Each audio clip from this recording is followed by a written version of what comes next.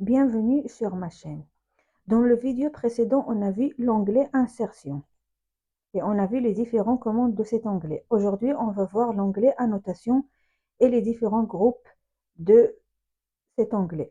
Si vous vous souvenez très bien, on a déjà vu Annotation et Insertion dans l'onglet Accueil. On a ici inséré un bloc et on a Cotation ici. Mais c'est plus détaillé.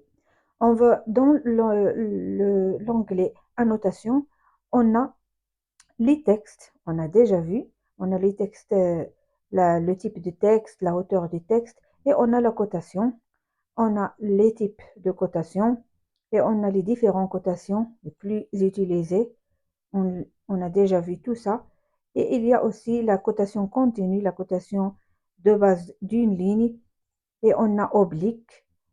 On a aussi ces trois commandes qui servent à ajuster euh, le texte dans la cotation si vous voulez qu'elle soit au centre ou bien à droite ou bien à gauche. On va voir un exemple. Je pense qu'on n'a pas vu ces commandes dans les vidéos précédentes. Alors, si vous voulez par exemple que cette écriture soit à gauche, vous cliquez sur cette commande et vous sélectionnez l'écriture. L'écriture va se déplacer à gauche. Et si vous voulez à droite, la même chose. Vous allez cliquer sur la commande ici et vous cliquez sur la cotation, elle va à droite. Et si vous voulez qu'elle reste au centre, vous cliquez centrer et vous allez avoir votre cotation au centre. On a ensuite les centres pour afficher le centre d'un cercle ou bien de deux lignes qui sont parallèles. On va dessiner un cercle. Pour voir cette commande, on a ici un cercle, un rectangle. Si vous voulez le centre de ce cercle, vous allez cliquer sur la commande centre et vous sélectionnez le cercle. Vous allez avoir deux axes qui définissent le centre de ce cercle. Et on a aussi pour deux lignes qui sont parallèles et vous allez avoir un axe au milieu. Et on a les repères. Les repères qui désignent une pièce.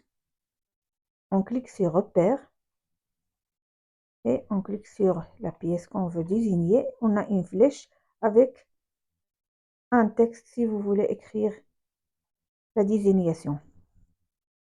Et on a un tableau. C'est pour insérer les tableaux. Vous cliquez sur tableau. Vous pouvez changer les colonnes. OK. Et vous insérez votre tableau dans votre dessin.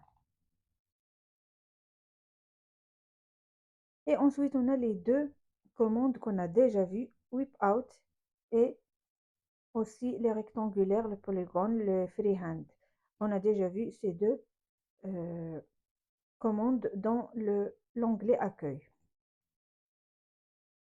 Enfin, on a le groupe annotation scaling. Il sert à ajouter l'échelle courante à un objet annotatif, par exemple les textes, les cotes, les repères, etc., pour qu'il s'affiche correctement à cette échelle. On veut voir un exemple, on va coter ce rectangle et on va coter ce cercle.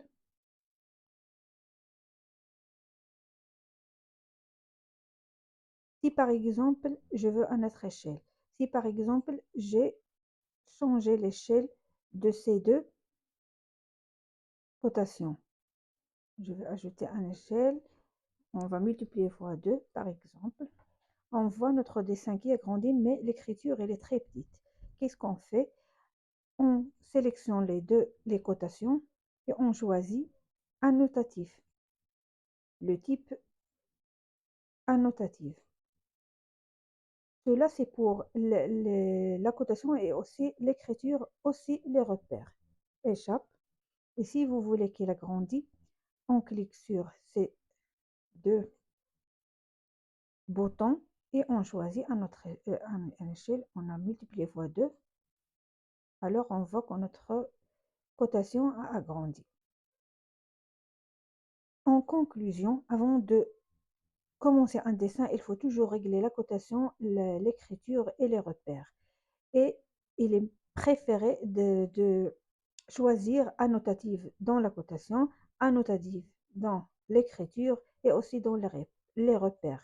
Car quand on change l'échelle d'un dessin, l'écriture et la cotation ne changent pas. Alors que c'est une solution pour changer aussi la cotation et les dessins en cliquant sur le bouton ici et en changeant l'échelle, vous allez voir que la cotation aussi change et agrandit.